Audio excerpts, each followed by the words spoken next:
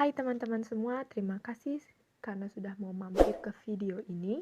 Perkenalkan, nama saya Hutami Sukmahayati dari Prodi Pendidikan Matematika Universitas Maritim Raja Ali Haji semester 5. Nah, di video kali ini saya akan membahas mengenai soal yang terkait distribusi normal, distribusi gamma, dan distribusi C kuadrat. Tanpa membuang waktu lagi, saya akan mulai dengan contoh soal pertama, yaitu mengenai distribusi normal. Contoh soal untuk distribusi normal yaitu, diketahui nilai UAS, ujian akhir semester mata kuliah Statistika Dasar Mahasiswa FKIP Umsida, tersebar secara normal dengan rata-rata 83 dan ragamnya 5. Apabila diamati secara acak, tentukan berapa peluang nilai UAS mahasiswa kurang dari 75. Soal ini saya ambil dari buku ajar Statistika Dasar. Mari kita menuju ke pembahasannya.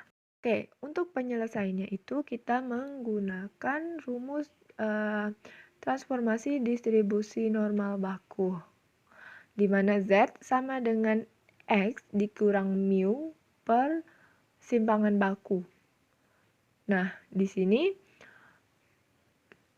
probabilitas X kecil dari 75 sama dengan probabilitas Z kecil dari 75 ini sebagai nilai X tadi, atau nilai rata-rata dari soal yang ditanya dikurang 83 sebagai nilai rata-rata seluruhnya per 5 sebagai ragamnya. Nah, probabilitas X kecil dari 75 sama dengan probabilitas Z kecil dari min 1,6. Min 1,6 itu didapat dari 75 kurang 83, yaitu minus 8, dibagi 5.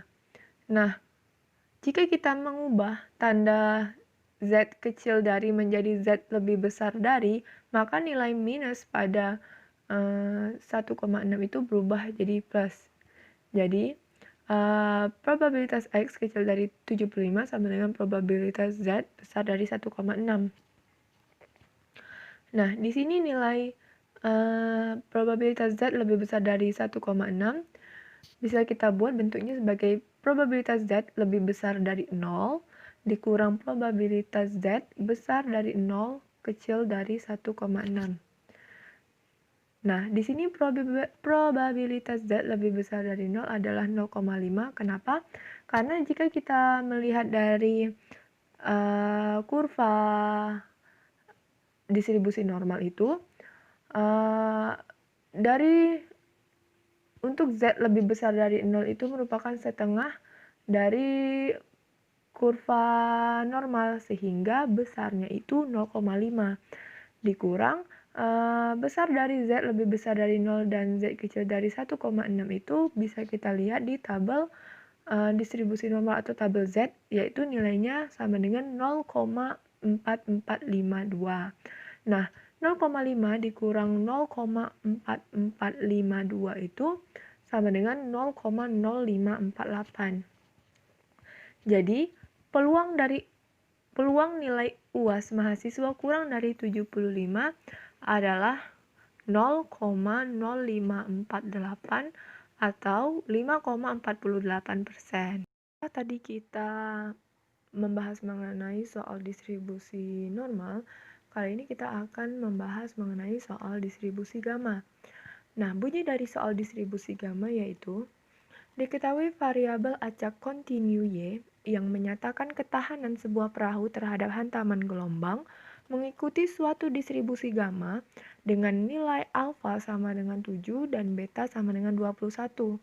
Tentukan probabilitas ketahanan perahu tersebut jika digunakan selama 105 sampai 168 jam, serta hitunglah min dan variansi di atas. Nah, untuk pembahasan soal tadi kita menggunakan rumus distribusi gamma standar. Pada pembahasan distribusi gamma itu kita akan dan sampai pada pada bagian distribusi gamma standar itu kita menemukan rumus seperti ini kan. Nah, Dari situ kita mengubah probabilitas X kecil dari sama dengan X menjadi Fg X, A, beta, X, alfa, beta, menjadi lagi Fg-nya itu X per beta, alfa. Nah, dari soal tadi kita buat probabilitas ini X, sedangkan tadi variabelnya itu Y, sama aja, cuma kita tinggal ubah variabelnya. Nah, probabilitas Y besar dari sama dengan 105, kecil dari sama dengan 168 sama dengan probabilitas Y kecil dari sama dengan 168 dikurang probabilitas Y kecil dari sama dengan 105. Kita ubah ke yang X, alfa, beta, jadi Fg dalam kurung 168,7,21, 7 sebagai alfa, 21 sebagai beta, dikurang Fg 105,7,21. Nah, lalu pada bentuk X per beta atau Y per beta itu menjadi Fg 168 per 21,7 kurang Fg 105 per 21,7. Nah, 168 bagi 21 itu 8. 105 dibagi 21 itu sama dengan 5. Jadi, Fg 8, alfanya 7 kurang Fg 5, alfanya 7. Nah, pada tabel distribusi gamma kita dapat melihat nilai dari nilai saat X atau Y8 dan alfa 7 itu nilainya 0,6866.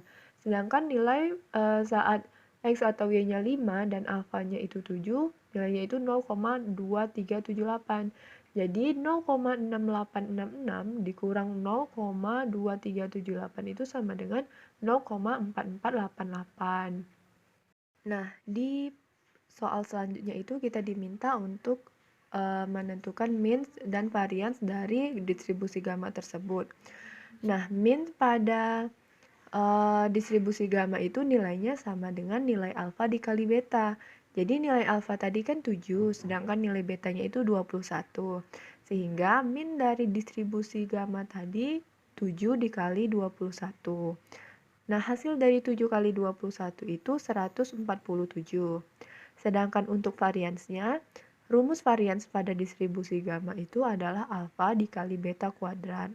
Nilai alfa tadi 7 dikali beta kuadrat atau 21 kuadrat. Jadi 7 dikali 21 kuadrat itu sama dengan 3087. Nah, dari varians tadi kita bisa menentukan standar deviasinya. Jadi akar dari 3087 itu sama dengan 55,56. Baik, tadi kita sudah membahas mengenai contoh soal dari distribusi normal dan distribusi gamma. Nah, selanjutnya ini kita akan membahas mengenai contoh soal dari distribusi C kuadrat. Ini dari contoh soal distribusi C kuadrat yaitu dari eksperimen pelemparan sebuah dadu sebanyak 42 kali diperoleh frekuensi OI atau frekuensi observasi dan frekuensi yang diharapkan dengan simbol EI sebagai berikut. Dari tabel itu kita dapat lihat pada mata dadu 1 frekuensi observasinya itu munculnya 13 kali. Pada mata dadu 2 itu muncul 3 kali, pada mata dadu 3 muncul 4 kali, pada mata dadu 4 muncul 10 kali, pada mata dadu 5 muncul 6 kali, pada mata dadu 6 muncul 9 kali. Sedangkan frekuensi yang diharapkan dari kemunculannya itu setiap mata dadu ialah 7. Dalam penyelesaiannya, pada soal di atas kan kita menggunakan statistik ujinya X kuadrat atau C kuadrat.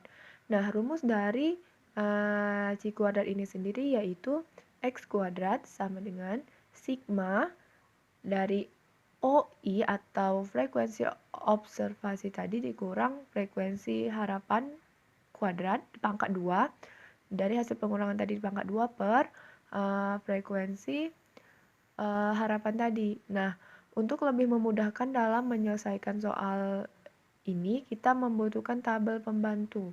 Di mana di sini kita bisa membuat XI-nya itu mata dadunya 1, 2, 3, 4, 5, 6. Lalu frekuensi observasinya yaitu dari 13, 3, 4, 10, 3, 9, dan 42. Lalu kita buat di kolom sebelahnya itu frekuensi harapannya yaitu 7, 7, 7, 7, 7. Di kolom sebelahnya itu ada OI kurang EI atau frekuensi observasi dikurang dengan frekuensi harapan. Jadi 13 dikurang 7 itu 6, 3 dikurang 7 min 4, 4 dikurang 7 min 3, 10 kurang 7, 3, dan seterusnya. Lalu di tabel sebelahnya tadi, hasil dari pengurangan OI kurang EI itu kita kuadratkan. Jadi 6 kuadrat itu 36, min 4 kuadrat itu 16, min 3 kuadrat itu 9, dan seterusnya. Nah, di kolom selanjutnya itu ada nilai dari OI kurang EI kuadrat per 7.